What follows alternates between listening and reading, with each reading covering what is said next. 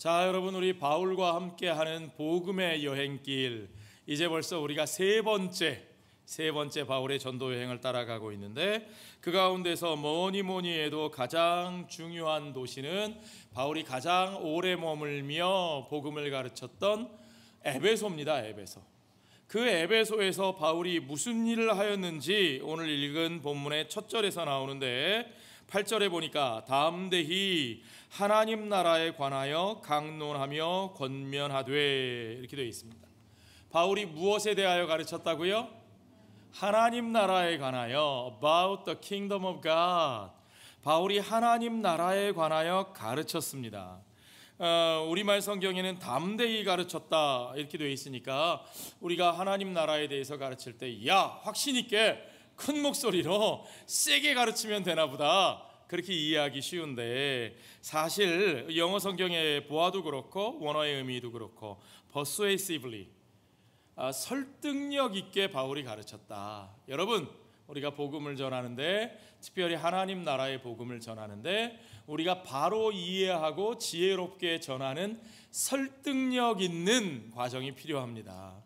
우리가 하나님 나라의 복음을 전할 때도 그저 확신에 차서 큰 소리로 말하는 것만 중요한 게 아니고, 설득력 있게 우리가 바로 이해하고 바로 가르치는 모습을 우리가 바울을 통해서 배우는 이 시간이 되기를 주의 이름으로 축원합니다. 자, 바울이 그들에게 뭘 가르쳤다고요?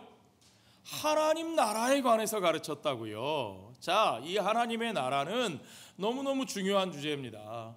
우리가 지금 사도행전을 하나하나 읽어가고 있는데, 그 앞에 뭘 읽었어요? 누가복음을 읽었죠. 누가복음에 보면 예수 그리스도께서 오셔서 선포하신 복음이 뭐냐? 그것이 바로 하나님 나라의 복음입니다. 회개하라, 하나님의 나라가 가까이 왔다. 그렇죠? 예수님께서 선포하신 복음은 하나님 나라의 복음이고, 이 예수의 나라, 하나님의 나라는 예수 그리스도께서 이 땅에 오셔서 그 말씀과 그의 행하신 것, 그의 모든 성취하신 것들 가운데 이미 우리 가운데 임하신 것이라. 누가복음 11장 20절에 보니까 하나님의 나라가 이미 너희에게 임하였다. 17장 21절에도 보니까 하나님의 나라는 이미 너희 안에 있느니라. 하나님의 나라는 저기 있는 것 같아, 아니야 저기 어디 있을 것 같아, 그것이 아니고 이미 우리 안에, 우리 가운데 오셨고 이미 우리 안에서 역사하고 있노라. 누가복음 4장 40절에 보면 예수님께서 친히 말씀하시기를, 내가 다른 동네에서도, 여기서뿐만 아니라 저 다른 곳에 가서도 하나님 나라의 복음을 전하여야 하리니 나는 이 말씀을 위해 보내심을 받았노라. 나는 이 일을 위해 보내심을 받았노라. 이 일이 뭐예요? 하나님 나라에 관하여 전하는 일, 하나님 나라의 오심을 전하는 일, 그것을 위하여 예수님께서 보내심을 받았다는 거예요. 여러분, 예수 그리스도의 복음은 하나님 나라의 복음이고, 그 하나님의 나라는 이미 저와 여러분 가운데, 우리 가운데 임하신 것을 여러분 믿으시기 바랍니다. 사도들은 예수의 영이신 성령으로 말미암아 보내심을 받았어요.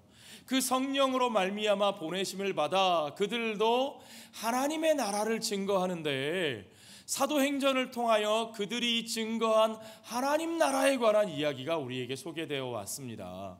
자, 여러분 기억나시죠? 사도행전은 누가 썼어요? 누가가 썼죠. 그렇죠? 누가복음은 누가 썼어요?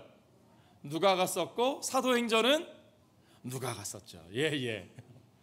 누가가 사도들의 이야기를 통해서 그 하나님 나라의 복음이 예수 그리스도를 통해서 어떻게 성취되었고, 그 복음이 우리 안에 어떻게 앞으로 이루어질 것인가, 항상 우리가 기억해야 될 표현이 already but not yet 이에요.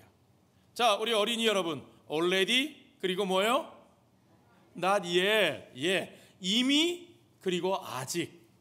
예수 그리스도를 통하여 이미 우리에게 이루어진 하나님의 나라가 아직 우리에게 완성되지 않았다는 것, 그래서 오실 예수 그리스도를 통해서, 성령의 역사를 통해서 마지막 때에 어떻게 그 나라가 우리에게 완성될 것인가에 대한 이야기, 이것이 사도들이 하나님 나라에 관하여 전했던 하나님 나라의 복음이에요. 자, 여러분, 오늘 우리가 여기서 그동안 우리가 사도행전을 통해서 확인했던 하나님 나라에 관한 사도들의 메시지를 좀 정리하고 확인해서 넘어가겠습니다. 먼저 사도들은 하나님 나라에 대해서 뭐라고 말씀했느냐? 첫째로, 예수가 주와 메시아로 높여지셨다는 거예요. 하나님께서 예수를 주와 메시아로 높이셨고, 그리고 최후 심판의 재판장으로 우리 가운데 세우셨다는 거예요. 자, 그 말은 뭐냐? 하나님의 나라의 복음은 우리에게 반드시 심판의 날이 있다고 말합니다. 그 말은 뭐예요? 심판의 날, 그러면 우리는 세상이 다 쓸어 멸망되는구나, 하나님이 다 불태워 없애버리시는구나, 그렇게 이해하기 쉬운데 아니요, 그런 뜻이 아니고, 여기서 심판이라는 말은 하나님께서 그의 창조하신 뜻을 따라 왜곡된, 죄로 말미암아 오염되고 잘못된 세상을 바로잡으신다는 뜻이에요. 하나님이 세상을 어떻게 하신다고요? 바로잡으신다고요. 하나님께서 그의 창조하신 모든 세상과 그의 백성들을 바로잡으시는 거예요. 하나님이 그 바로잡으시는 일을 누구를 통해서 하시느냐? 예수 그리스도를 통해서. 우리의 주가 되시고 우리의 메시아가 되시는 예수를 통해서, 하나님의 아들 예수를 통해서 하나님이 그 세상을 심판하시고 바로잡으신다. 바로 그 메시지가 베드로가 선포한 메시지예요.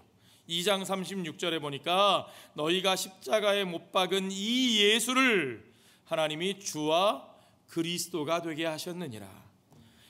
17장 31절에 바울도 이렇게 선포했어요. 이는 정하신 사람으로 하여금 천하를 공의로 심판할 날을 작정하시고, 하나님께서 온 세상을 바로잡으실 것을 작정하시고, 이에 그를 죽은 자 가운데서 다시 살리신 것으로 모든 사람에게 믿을 만한 증거를 주셨느니라.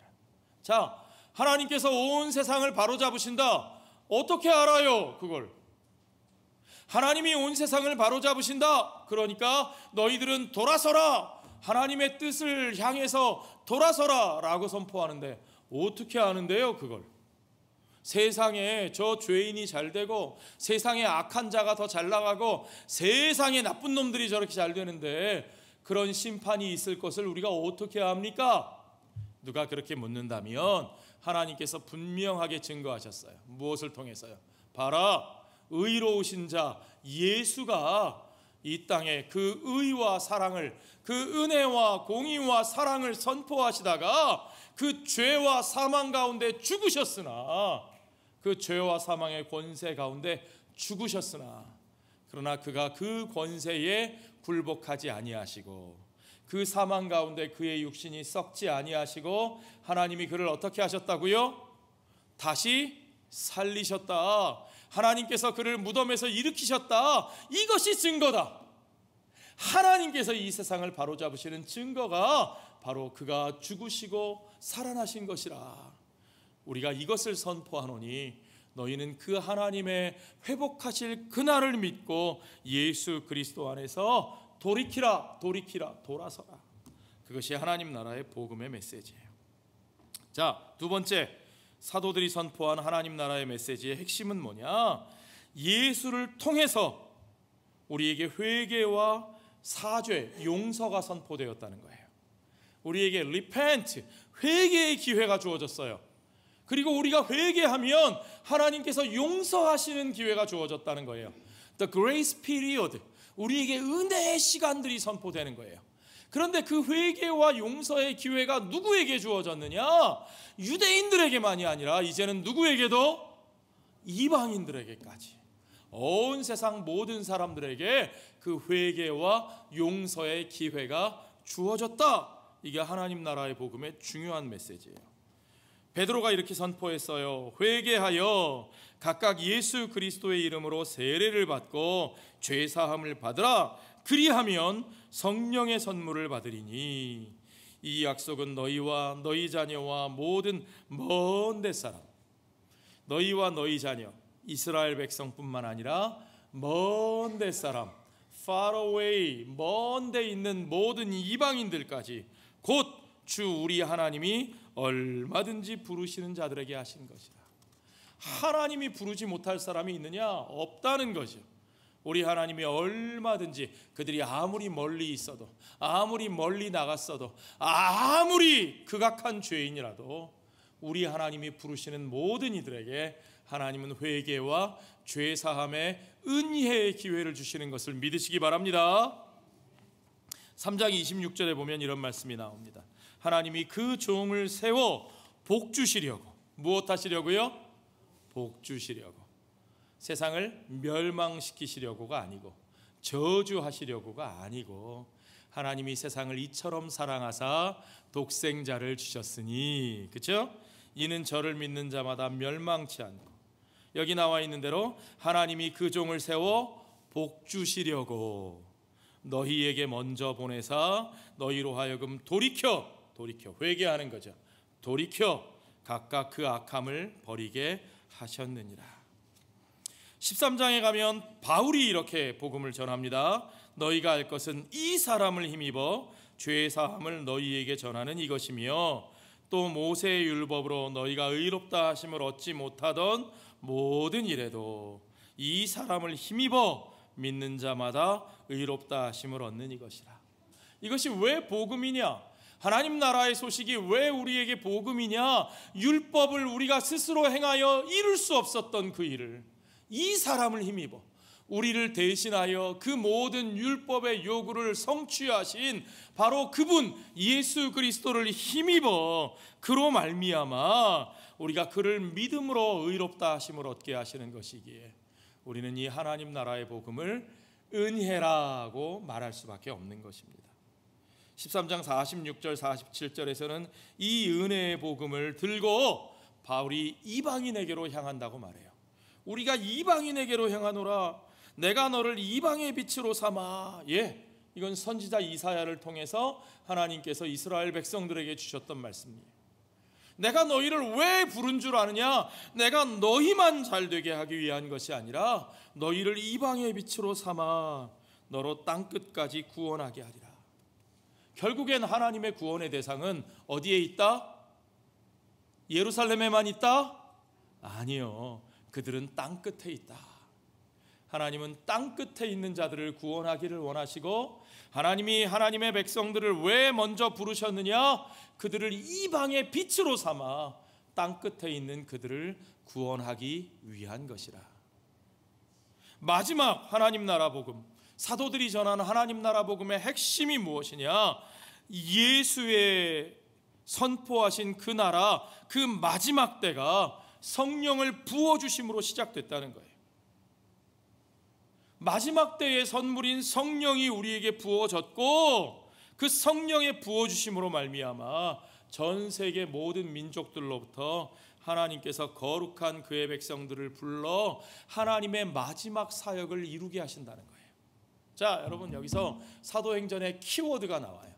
사도행전 전체의 키워드가 뭐냐? 그것은 마지막 때, 종말이라고 하는 단어고, 그것은 성령과 더불어 성령의 임하심, 성령의 부어주심과 함께 시작되는 것이고, 그 성령은 온 세상 모든 이들을 하나님의 백성으로 부르시는 영이고, 그 부르신 백성들을 통하여 하나님께서 성령으로 말미암아 그의 마지막 때의 사역들을 감당하게 하신다는 거예요. 이것을 한마디로 요약한 구절이 사도행전 1장 8절이죠. 우리가 너무나 잘 알고 암송할 수 있는 구절. 자, 우리 외워볼까요?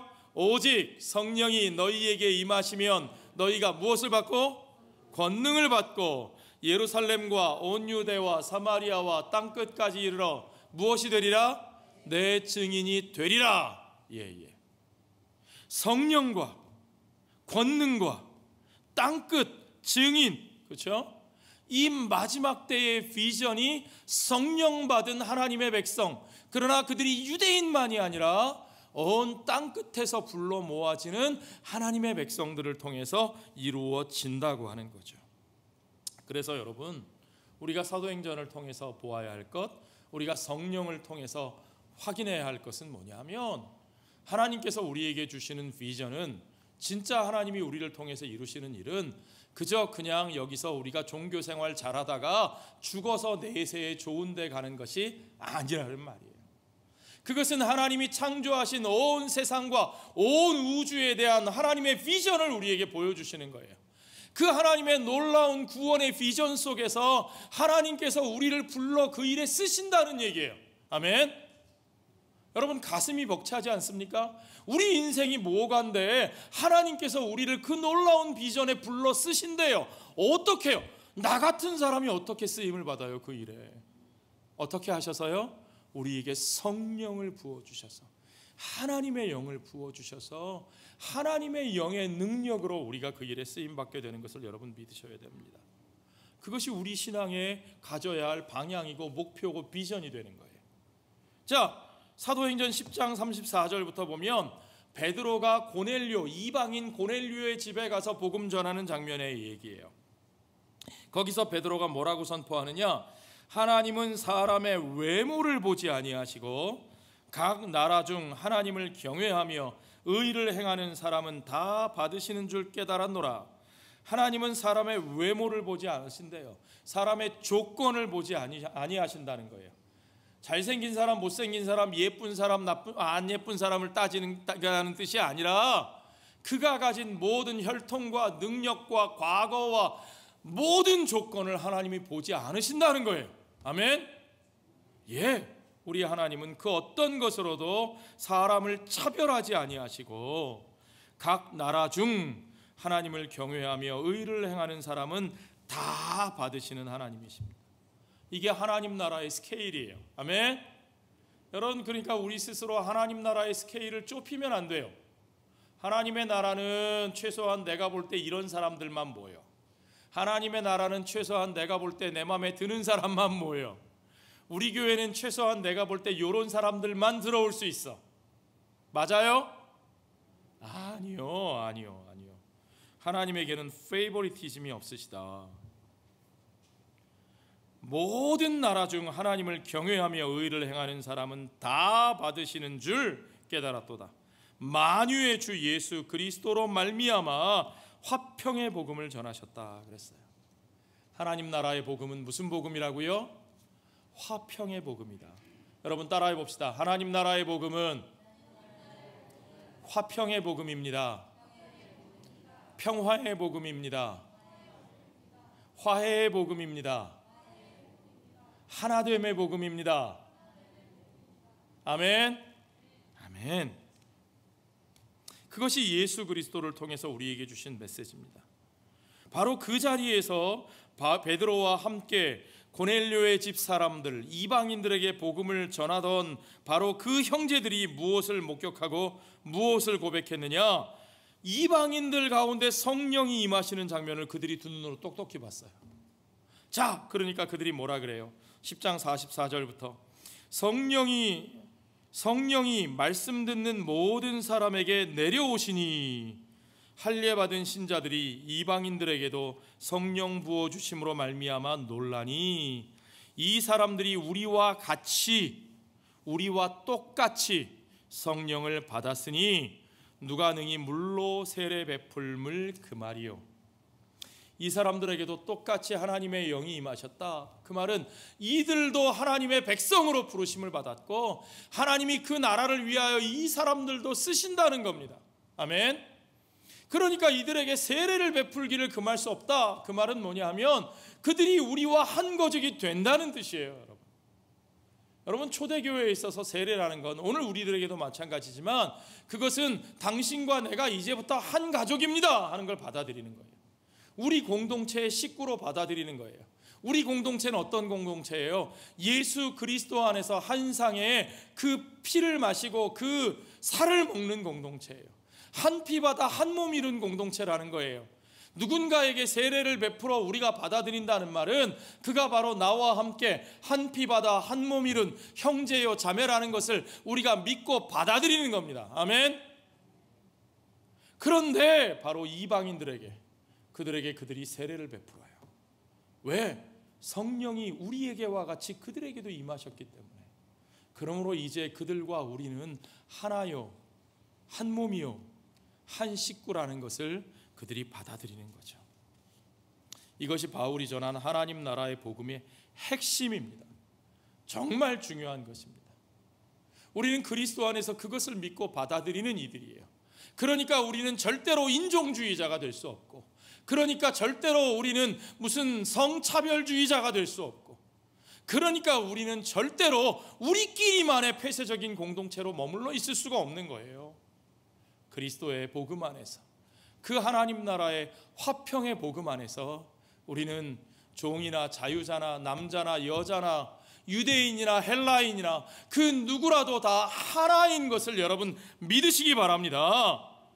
바울과 모든 사도들은 바로 그 하나님 나라의 복음을 전했어요.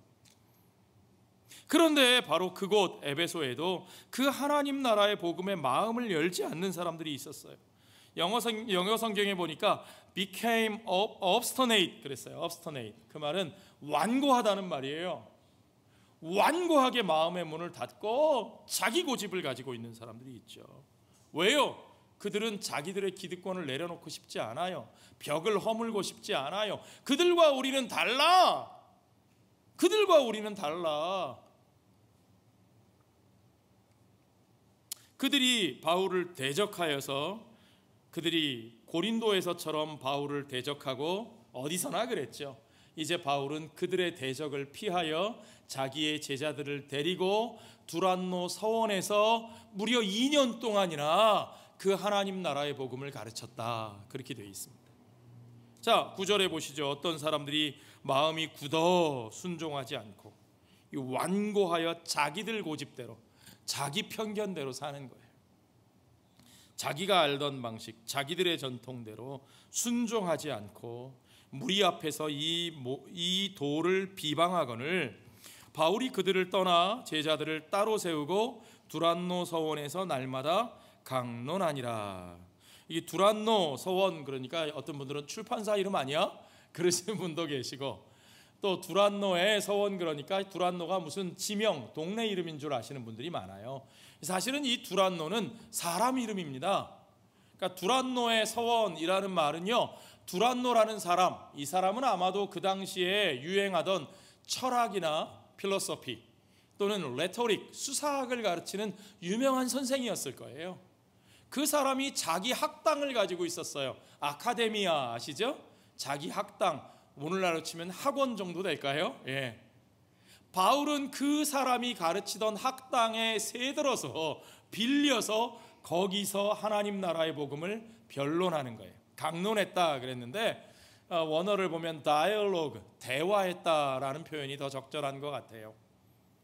그 당시의 사람들, 그 두란노의 학당에 배우러 오는 사람들, 철학이나 수사학 같은 것들을 배우러 오는 사람들이 또 바울을 만날 수 있었겠죠. 그 사람들을 데리고 바울은 그들과 대화하면서 그들에게 하나님 나라의 복음을 가르쳤다 그랬습니다. 그런데요, 바울이 얼마나 이 일을 열심히 했는지 2해 동안, 2년 동안 머물면서 아시아에 사는 자는 유대인이나 헬라인이나 다 주의 말씀을 들었다. 아시아? 그러면 인도, 중국, 한국, 일본까지 다 들었다는 얘기야? 아니요. 여기서 말하는 아시아는 우리가 생각하는 거대한 아시아 대륙이 아니고 터키의 소아시아 지역을 당시에 아시아라고 부르는 거예요. 그 소아시아 지역의 중심지가 바로 에베소였고, 그 속에서 2년을 머물며 두란노 서원에서 학당에서 복음을 전하니까 그 주변에 있던 아시아 지역에 있던 유대인들과 헬라인들이 다 들었다 그랬어요. 여기서 유대인이나 헬라인이나 다 그것을 들었다라는 말은요, 이 숫자적으로 유대인, 헬라인, 그 아시아 지역에 있는 모든 사람들이 빠짐없이 다 들었어, 증명해 볼까? 그런 얘기가 아니고요. 여기서 강조하는 건 유대인들도 들었고, 또한 누구도 들었고, 헬라인들도 들었고. 그러니까 바울이 이 복음을 전함에 있어서 유대인에게나 헬라인에게나 차별이 없이 그들 모두에게 하나님 나라의 화평의 복음, 평화의 복음을 전했다는 것을 우리가 확인할 수 있습니다. 자, 하나님의 나라는요, 하나님의 통치, 하나님의 주권을 선포하는 것이 가장 중요한 겁니다. 여러분, 나라에 대해서 이야기할 때 우리가 주권을 빼놓고 아무것도 말할 수 없죠. 요즘 독도 문제 한참 말이 많잖아요. 뭐 늘 그랬지만 일본 사람들이 맨날 우겨요. 독도가 자기네 땅이라고. 우리나라 어떤 연예인이 독도에 가서 태극기 들고 사진 찍은 걸 이렇게 자기 SNS에 올렸더니 요즘은 일본 사람들도 한국말을 되게 잘하나 봐요. 어떤 일본 사람이 한국말로 다케시마는 우리 땅이야, 당장 꺼져, 뭐 이런 식으로 답글을 달았다는 거예요. 그랬더니 이 연예인이 굉장히 지혜롭습니다. 그 밑에 뭐라고 댓글을 달았느냐? 우리는 독도에 여권 없이 들어가는데 당신들 그럴 수 있어?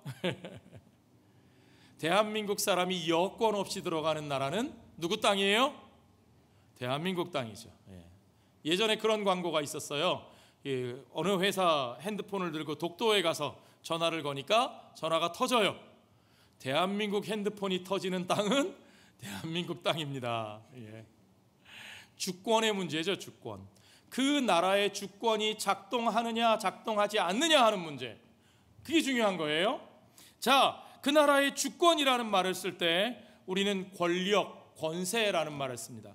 The power of the country, the power of the kingdom, the power of the nation. 그렇죠?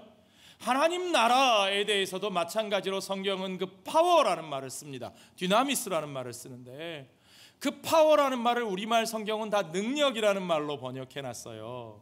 그렇지만 사실 저는 이 말을 권세 또는 권력이라는 말로 번역해도 괜찮다고 생각합니다. 왜냐하면 그 나라에 대해서 말하는 거니까요. 자, 하나님의 나라를 선포할 때 항상 그 하나님의 나라의 권세, 권력이 거기에 작동하는 것을 드러낸다는 거죠. 자, 여러분 잘 생각해 보세요.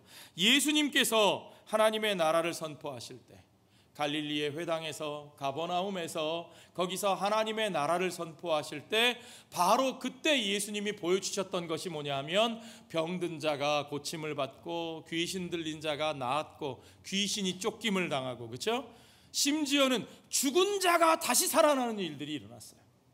이것이 도대체 무엇을 보여주는 거냐? 그것은 그 놀라운 기적의 능력이 내게 있다라는 것을 자랑하는 것이 아니라, 물론 그 능력이 예수님께 있습니다. 그것을 드러내시는 거지만 무엇보다 중요한 것은 뭐냐 하면 예수님이 이렇게 말씀하셨어요. 누가복음 11장 20절에서 선포하신 것처럼 그러나 내가 만일 하나님의 손을 힘입어 귀신을 쫓아낸다면 하나님의 나라가 이미 너희에게 임하였느니라.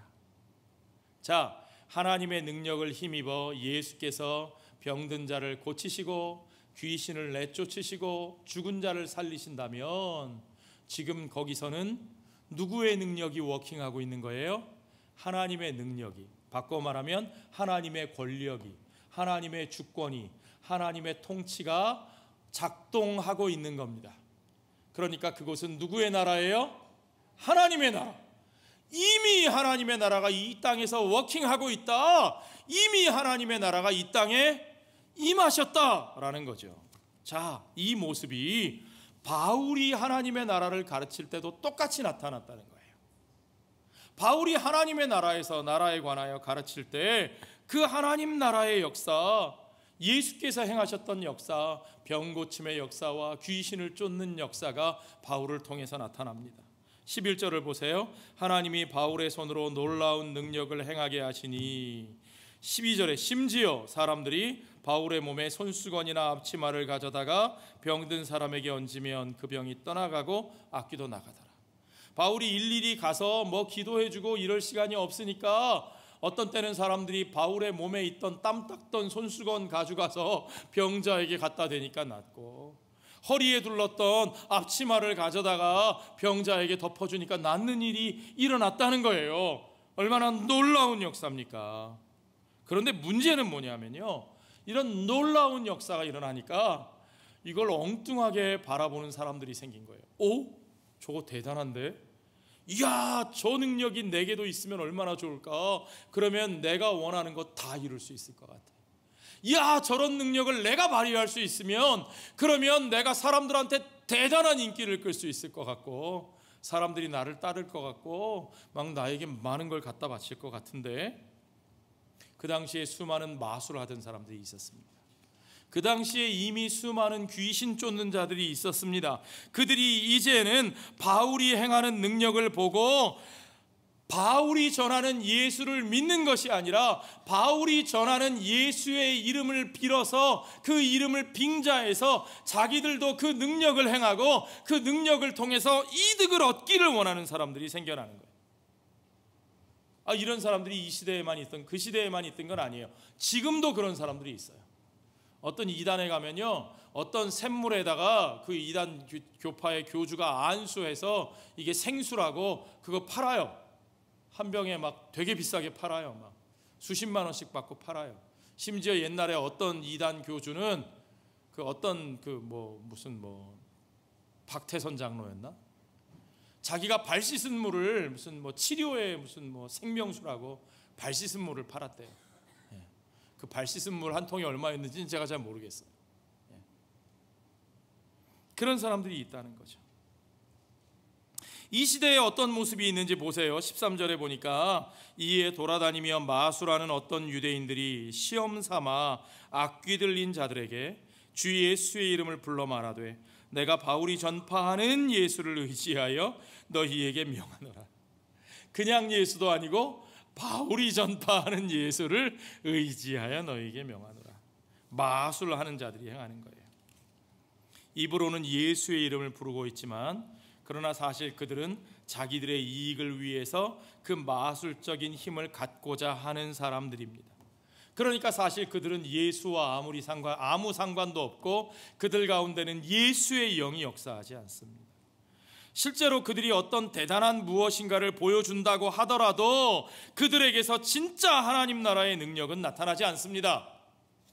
자, 그러니까 어떤 일이 벌어지는지 보세요, 여러분. 15절에 보니까 악귀가 대답하여 이르되 내가 예수도 알고 바울도 알거니와 너희는 누구냐?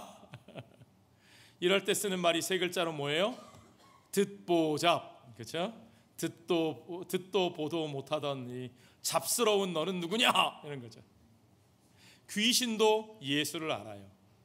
여러분 복음서에도 그런 장면이 있죠. 나사렛 예수여, 당신이 나와 무슨 상관이 있습니까?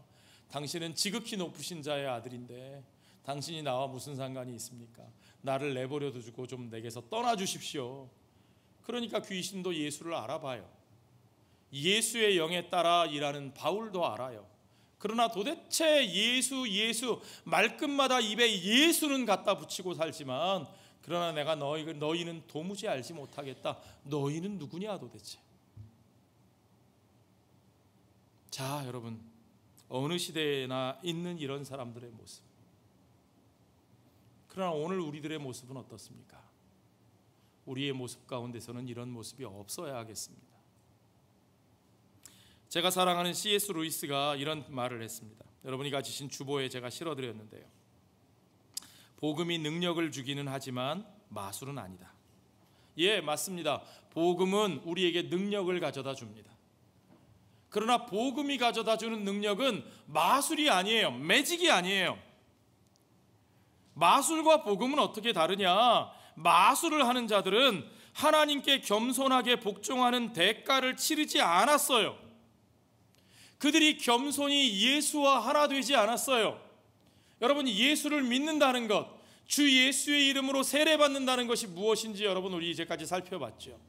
그 예수와 함께 십자가에 못 박혀 내 육신을 죽이고 그 예수와 하나 되어 이제는 내가 사는 것이 아니라 내 안에 계신 예수가 사시고 예수의 영이 나의 삶을 이끌어 이제 내 자신을 위해 살던 나의 삶, 나를 높이고 내 나라를 세우기 위해 살던 나의 삶이 돌이켜 리펜트 완전히 돌아서서 하나님 나라의 그 길로 가는 거예요. 하나님 나라의 그 길은 십자가의 길이에요. 내가 피 흘리고 내가 희생하고 내가 섬기는 자로 서는 거예요. 그 하나님에 대한 복종함이 없이 그저 하나님이 주시는 능력만 얻으려고 하는 것, 그것을 우리는 마술이라고 합니다. 마술. 그런 사람들은 예수를 믿는 자가 아니라 마술을 쫓는 자들이에요. 마술.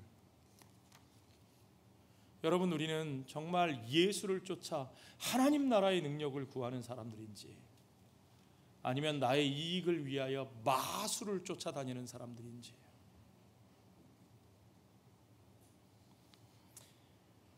이런 사람들 중에 심지어 제사장의 아들이라 하는 7사람들도 있었습니다. 그러나 그들이 어떻게 됐어요? 마귀에게, 귀신에게 오히려 조롱을 당하고, 그 귀신 들린 사람에게서 귀신이 나가기는커녕 어떻게 돼요? 그 사람이 이들을 그냥 덮쳐가지고 깔아뭉개서 이들이 그냥 몸에 피를 흘리고 뻘거벗긴 채로 부끄러움을 당하고 쫓겨났다. 자, 여러분, 예수를 말끝마다 입에 올리는 자들이 세상 가운데 부끄러움을 당하는 일이 있습니까? 우리가 왜 하나님 나라의 능력을 드러내지 못하고 우리가 세상 사람들에게 조롱을 당하고 부끄러움을 당합니까, 여러분?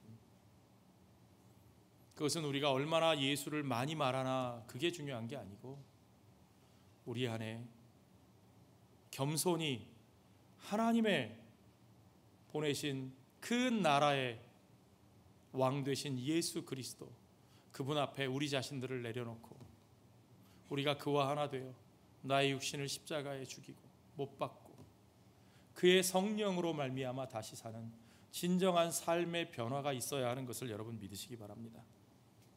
하나님께서는 그 가운데서도 오히려 그것 때문에 오히려 진정으로 바울이 선포하는 예수 그리스도가 높아지게 하시고, 오히려 그것 때문에 사람들이 예수의 이름 앞으로 나오게 하셨어요.